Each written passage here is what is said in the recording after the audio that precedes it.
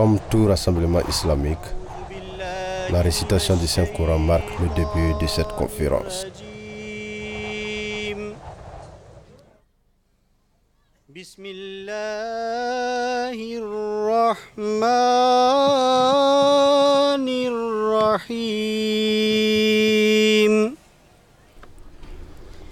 Nous avons passé 3 jours dans ce rassemblement. Durant ces 3 jours, beaucoup de discours ont été délivrés afin d'augmenter notre spiritualité et nos connaissances. Ce hadith nous dit qu'une fois vous donnez le sadaqa avec une intention qui est bonne, donc vous ne devez pas suivre où on a dépensé ces sadaqas.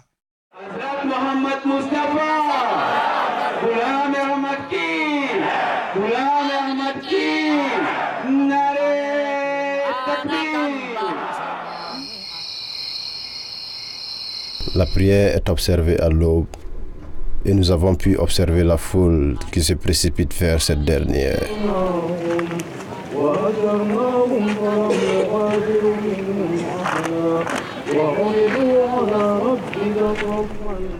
Les participants se réveillent à 3 heures du matin pour faire les ablutions et ensuite prier de 4 heures à 5 heures, heure à laquelle la prière de Fajr est observée.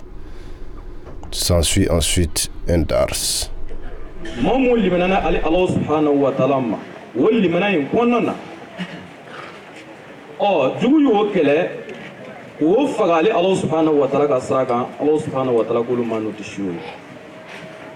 Le but principal de cette convention est de permettre à chaque individu sincère de vivre personnellement des bénéfices religieux.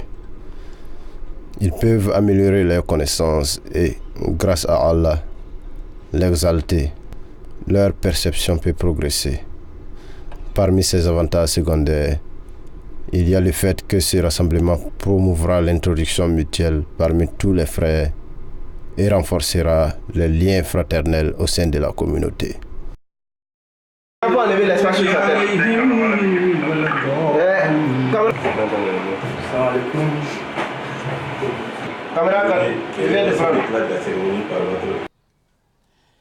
Et la Jalsa Sarana, chaque année, les membres et sympathisants de la Jamaat islamique Ahmadiyya du Burkina Faso, venus des 13 régions.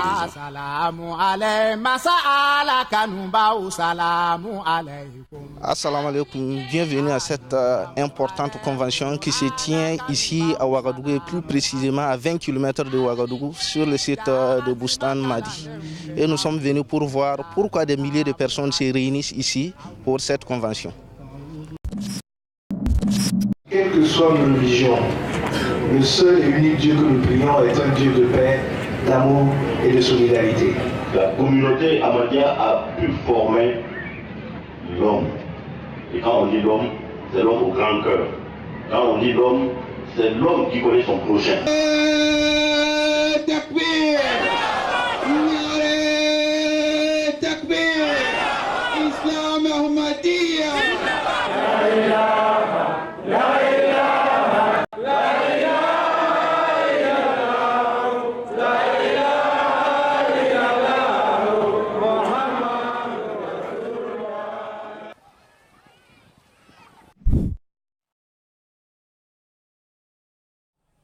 Amour pour tous, haine pour personne.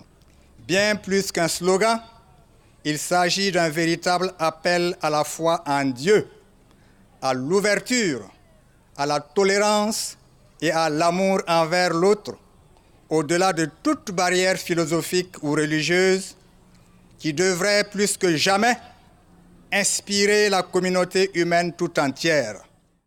Que le mouvement Ahmadiyya, qui est un mouvement de tolérance, qui est un mouvement qui unit tous les cœurs, parce que nous vous avons vu ici, nous vous avons vu ailleurs, nous avons vu tout ce que vous avez fait, nous constatons que vous avez touché du doigt l'élément important qu'est la recherche de la paix, qu'est l'amour que nous avons les uns pour les autres, qu'est aussi notre devoir de patriotisme vis-à-vis du pays dans lequel nous vivons.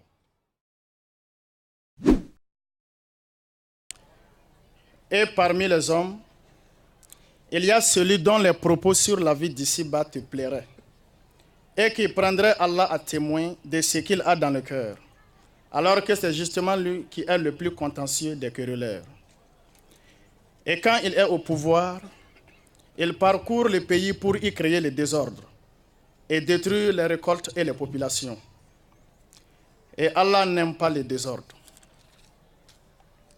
Et lorsqu'on lui dit « Crains Allah », l'orgueil le pousse à commettre davantage de péchés. La géhenne lui suffira. Et quel mauvais lieu de repos, en effet. Et parmi les hommes, il y a aussi celui qui vendrait son âme pour obtenir le plaisir d'Allah. Et Allah est compatissant envers ses serviteurs. Ô vous qui croyez, entrez tous entièrement dans le cercle de l'obéissance et ne suivez pas les pas de Satan. Assurément, il est votre ennemi déclaré. Chapitre 2, Surat al-Baqarah, versets 205 à 209. Plusieurs départements ont grandement contribué au bon déroulement de cette Jalsa Salana.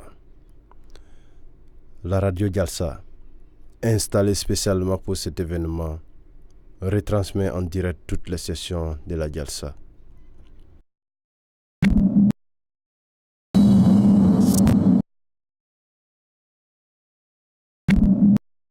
Elle permet à tous ceux qui sont dans les environs de suivre toute la Jalsa en direct.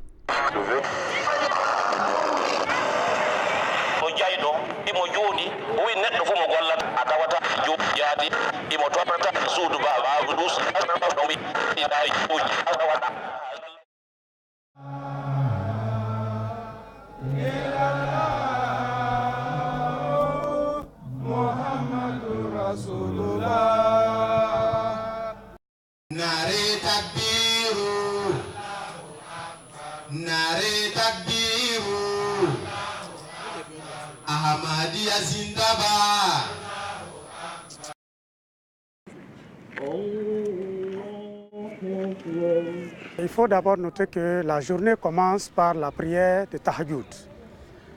Le Tahajjud, en général, vers 3 h du matin, je suis déjà réveillé. Vers 3 h 30, je commence à m'apprêter pour les ablutions.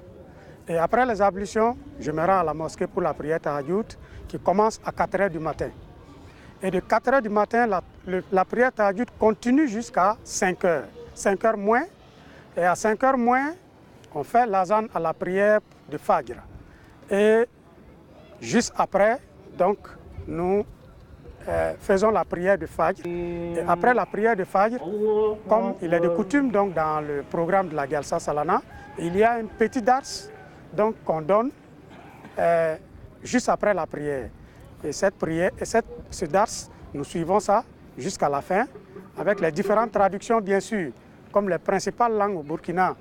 Après le français, nous avons le moré, nous avons le gula, nous avons le fulfulde. Et en général, dans ces 3 langues-là, donc la traduction passe en même temps. Et après le dars, donc il y a une petite pause donc, qui est donnée. Donc et généralement, le programme de la journée est annoncé juste après le dars. Et maintenant, il y a une pause qui est donnée. Donc, et tout le monde va se reposer un peu jusqu'à l'heure du petit déjeuner, vers 6 h 30. Et à 6 h 30, après le petit déjeuner, donc nous commençons encore à nous apprêter pour la première session de la journée. La première session, généralement, démarre à 9 h du matin. Et à 9 h, on commence la session en général par la récitation du Saint-Coran. Et après la récitation du Saint-Coran, suit un petit poème ou bien une poésie. Alayka salam, alayka salatu, alayka salam. Et généralement, c'est une poésie du Messie promis. Et après cette poésie, donc, nous commençons avec le thème de la session, le thème principal de la session. Et le thème principal de la session, généralement, est donné en français, qui est la langue officielle. Et après le français, nous avons la traduction dans les 3 principales langues donc, du pays, c'est-à-dire le moré, le gula et le fulfulde. Et après, généralement, ces traductions, Et entre les traductions, souvent, on peut avoir les impressions des invités. Et après, donc, à la fin des traductions, donc, nous enchaînons avec la prière de Zuhr. Et après la prière de Zuhr, donc, il y a une petite pause pour aller au repas, pour le déjeuner. Et après le déjeuner, bon, souvent, on peut faire un tour un peu, puisqu'il y a une pause qui est là. Et on peut aller voir un peu certaines organisations de la Jamaat. Il y a Humanity First qui est là, il y a l'exposition qui est là. Et hier, j'ai tour là-bas. Et pour aller voir un peu, souvent il y a de nouveaux documents que l'imprimerie donc, vient de faire. Il y a aussi beaucoup d'éléments historiques qu'on peut avoir sur la Jamaat. Donc ça nous donne encore un plus donc, par rapport à notre connaissance même de la Jamaat. Et après cela, nous revenons donc pour la deuxième session de la journée qui commence à 16h. Donc à 16h avec la reprise, donc c'est à peu près le même programme, la récitation du Saint-Coran, une poésie et le thème principal de la session. Ici, premier écrit, les personnes qui vont constituer ma communauté ne doivent pas être des musulmans paresseux, avares ou inutiles. Et après avoir présenté le thème principal de la session donc en français, nous procédons donc aux différentes traductions dans les 3 langues. Et après cette traduction, donc, nous enchaînons avec la prière de Maghrib et Isha. Et après avoir fini ça, donc, nous avons maintenant le repas du soir, donc, qui va mettre fin, si vous voulez, à la journée. Chaque activité de la Jalsa Salana, en commençant par la prière Tahajjud, a une très très grande importance, puisque cette importance même a été soulignée par Dieu, par Allah dans le Saint-Coran, dit que cette prière nous donne une certaine hauteur spirituelle. Et cette importance-là fait qu'on ne peut jamais être paresseux, si on a bien compris la portée, on ne peut jamais être paresseux pour, comment dirais-je, accomplir cette prière Tahajjud.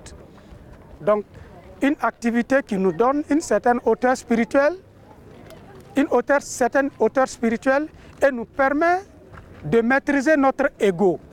Notre ego qui est la source, je dirais, de toutes les faiblesses de l'homme. Et une fois qu'on arrive à maîtriser son ego, on a plus de la moitié, on a gagné notre foi. Donc ça fait que c'est une activité pour laquelle on ne peut jamais être paresseux. Donc ensuite, la prière, même les 5 prières quotidiennes, où on a la prière de Fajr qui suit. Et la prière de Fajr qui fait partie, comment dirais-je, des prières médianes, les 2 prières médianes, il y a la prière Fajr qui est dedans. Donc ça fait que c'est une prière aussi qui est très très très très importante et une prière à laquelle, sauf raison de maladie ou bien sauf raison chose, c'est une prière que l'on ne doit jamais manquer. Donc ça fait que là aussi, on a toute l'énergie, nous avons toute l'énergie pour pouvoir, si vous voulez, accomplir cette prière quotidienne. Le Dars, c'est la même chose, c'est un rappel des enseignements islamiques.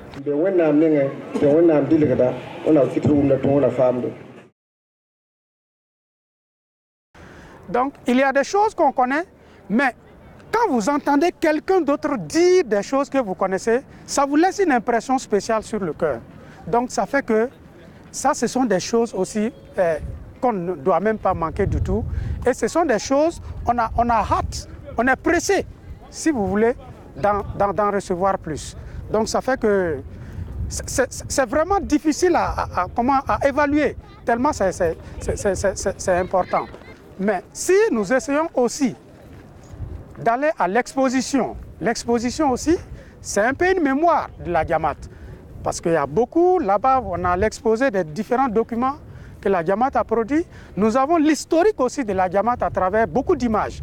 Les mosquées, certains événements où le calife a participé, et certains événements importants même dans le pays. Donc tout ça, ça renforce non seulement notre connaissance donc, de la Jamaat islamique à Ahmadiyya, mais en même temps, ça renforce aussi notre foi. En même temps, parce que nous, à tout moment, nous découvrons quelque chose de nouveau. Chaque année, on découvre on a un petit plus. Donc ça fait que vraiment, je ne sais pas comment on peut ne pas être enchanté par ces activités-là. Voilà. Donc, je vois un peu que il n'y a aucune activité superflue ici au niveau de la Jalsa. Je n'en vois pas. Toute activité que l'on mène ici laisse une impression sur notre personne d'office.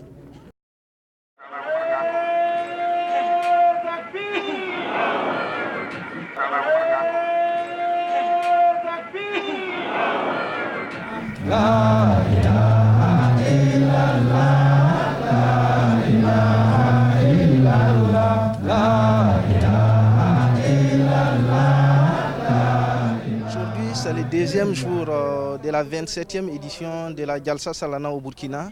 Et au programme aujourd'hui, on a 3 communications. En plus de ces 3 communications, il y aura un événement spécial qui est une spécificité de la Jalsa Salana au Burkina. C'est la Jalsa Salana en langue nationale. Nous sommes le meilleur peuple suscité pour le bien de l'humanité. Allah n'a même pas dit que pour le bien de nous-mêmes, pour le bien de l'humanité. Donc, être actif dans un cadre qui dépasse notre propre personne pour toucher l'humanité tout entière. Qu'est-ce que Allah Ta'ala demande de nous?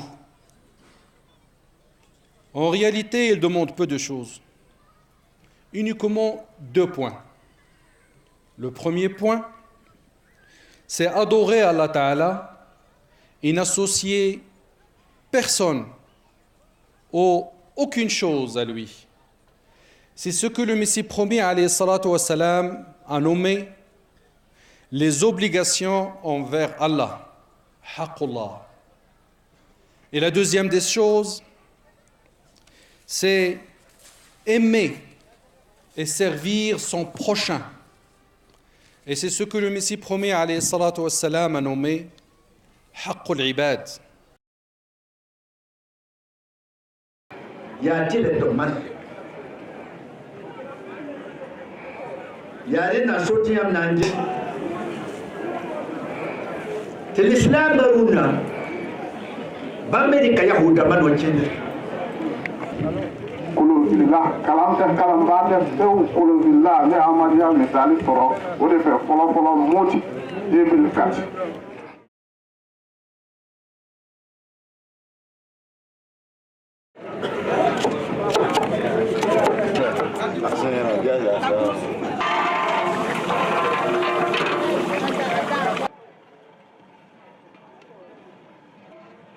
Parmi ces départements se trouve également le département de la cuisine, dont les membres mettent tout en œuvre pour préparer à manger pour tous les participants. Puis vient le département de la santé. Le rôle que joue ce département est très important, car les membres représentant ce dernier s'occupent de la santé et du bien-être des participants. L'exposition permet aux invités et aux participants de se renseigner davantage à propos de l'histoire de l'Ahmadiyya et de ses représentants au cours des différentes périodes. Celle-ci permet également de voir ou de consulter le Saint-Coran traduit dans de nombreuses langues et d'avoir un aperçu des livres du Messie promis et des savants de l'Ahmadiyya. Humanity First est une organisation à but non lucratif qui est fondée par le 4e calife de l'Ahmadiyya en 1995, dont le but principal est de servir l'humanité. La récolte de tout ce que le stand Humanity First vendra durant ces 3 jours de Jalsa sera utilisé pour venir en aide à l'humanité.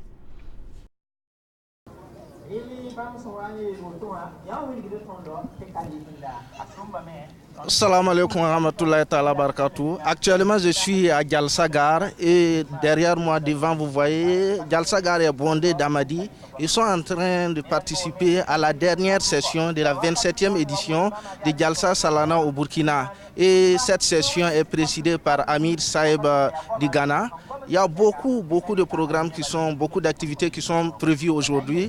Actuellement, nous sommes en train de suivre la traduction en langue morée d'une communication qui s'est tenue sur les bénédictions du Khilafat et les responsabilités des Ahmadis. Aujourd'hui, il y a beaucoup d'autres activités qui sont prévues. Il y a notamment les discours de clôture qui sera présidé bien sûr, qui sera prononcé par Ami Saïb du Ghana, et le discours de remerciement qui sera prononcé cette fois-ci par Amir Saïb du Burkina. Allons-y maintenant pour si vous êtes là, programme. Cela donc s'inscrit dans cette vision, cela s'inscrit dans cette quête inlassable du savoir, de l'éducation, de la formation, et c'est à ce titre que vous serez utile à votre communauté, que vous serez utile à la nation, que vous serez utile à l'humanité. Notre Allah est vivant. Notre Allah est vivant. Elle accepte les prières. Et notre Khalifa, Allah nous a donné un système de khilafat, bénédiction de khilafat, Allah accepte son prière plus que tout le monde.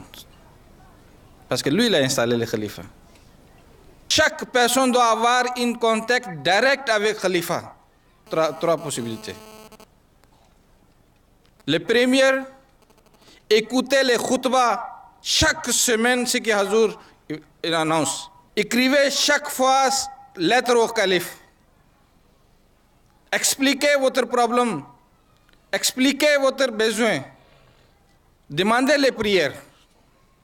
Et troisième, priez pour le Khalifa al-Masih.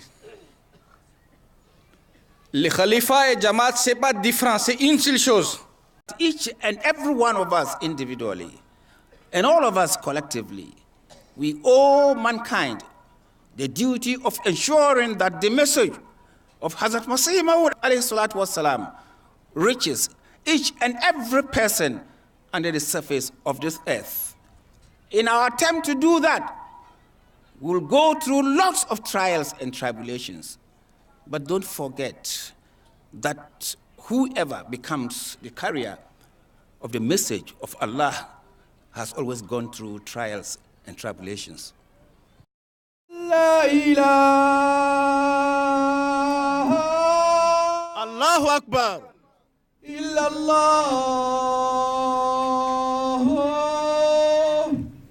Muhammadun Rasulullah. Nous allons à présent prendre les impressions du président de la Jamaat du Maroc. Il s'agit de El Kamsi. Voilà. Oh yes. Vous allez vous présenter? Oui, pour la 4e, 5e fois. Yes. Je suis El Khamsi Aissam, je suis le président de Jamaat du Maroc et je participe pour la 2e fois à la Jalsa Salana Burkina Faso. Donc ici c'est la fin donc, de la cérémonie de clôture pour cette 27e Jalsa Salana du Burkina Faso. Donc après d'avoir passé ces 3 jours sur le site de Jalsa, quelles sont les dernières impressions, vos dernières impressions? Vous savez, le dernier jour c'est toujours très difficile parce qu'on sait qu'on va quitter ce lieu-là, on va quitter ces visages, ces beaux visages, ces gens, et bien sûr on le regrette parce qu'on aimerait que la Jalsa reste pendant plus que 3 jours, parce que 3 jours c'est peu, hein?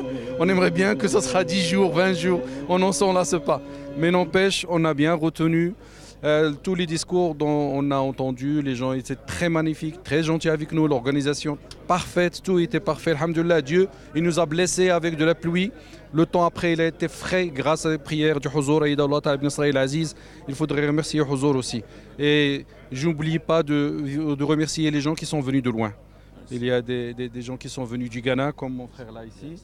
Il y a aussi des gens qui sont venus du Côte d'Ivoire, du Mali, du Niger. Donc je les remercie très bien. Et j'aimerais bien qu'on va vivre ces instants-là dans les années à venir. Beaucoup, Inch'Allah. Alhamdoulilah, la 27e édition de la Jalsa Salana du Burkina vient de prendre fin il y a quelques instants et nous avons là les délégations qui veulent prendre le départ pour leurs destinations respectives. Mais nous avons ici avec nous un frère. Présentez-vous, assalamu alaikum. Wa alaikum salam wa rahmatullah. Je m'appelle Topa Moussa, de la région du Nord, Waïgia. Il va donner sa réaction sur le déroulement de la Jalsa. Comment avez-vous trouvé cette Jalsa? Alhamdulillah, vraiment, c'était vraiment perfectionnel. On se quitte comme ça avec beaucoup d'émotions. On souhaite que la prochaine soit bonne. On a trouvé la Jalsa de cette année très très très bon sur le point organisationnel et sur tous les plans, accueil et tout. Et la participation aussi. Et on trouve un net niveau d'amélioration par rapport aux Jalsa précédentes. Salam alaikum. Wa alaikum salam. Selon Amir Saeb du Burkina et ses invités, notamment Amir Saeb du Bénin, Amir Saeb du Ghana et le représentant du calife, ce rassemblement des musulmans des musulmans Ahmadis a été vraiment un grand succès. 12 600 personnes environ, des Ahmadis et des sympathisants ont participé à cette rencontre, cette conférence annuelle des Ahmadis. Et ils prient que la prochaine édition soit meilleure à celle qui vient de s'achever. Salam alaikum.